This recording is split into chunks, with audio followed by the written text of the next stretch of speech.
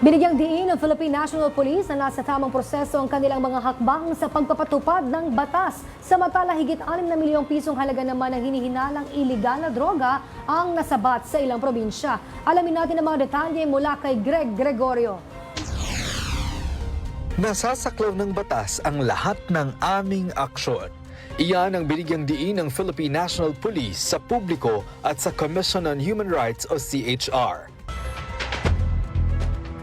Make sure that everything that we do are within the ambit of the law. No?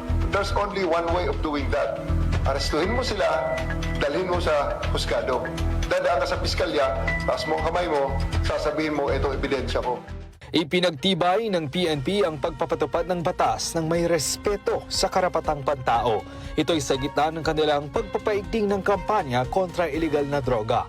Kasabay niyan ay hinihikayat rin ni Torre ang buong puwersa ng pulisya na mas maging aktibo sa kanilang kampanya. Tiniyak rin ni PNP Chief Torre na patuloy nilang isasaalang-alang sa bawat operasyon ang paalala ng CHR hinggil sa tamang proseso. Kaugnay niyan ay isang matagumpay na operasyon sa magkakaibang lugar ang ikinasa ng Philippine Drug Enforcement Agency o PDEA sa mga probinsya ng Benguet, Sorsogon at Cavite. Una na dyan, ang pag-aresto sa 2 sospek na nahulihan ng 500 at 60,000 halaga ng hinihinalang marijuana sa barangay Betag, La Trinidad, Benguet. Kumpiskado naman ang 2 milyong halaga ng umano'y shabu sa barangay Bibingkahan sa Sorsogon. Nasamsam naman sa isang tricycle driver sa Dasmariñas, Cavite ang 600 gramo ng hinihinalang shabong nagkakahalaga ng higit 4 na milyong piso. Maharap ang mga sospek sa mga kasong paglabag sa Republic Act 9165 o ang Dangerous Drugs Act.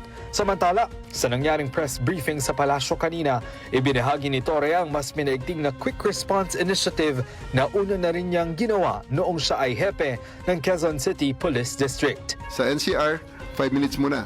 Dahil 911, kami ay darating sa loob ng 5 minuto.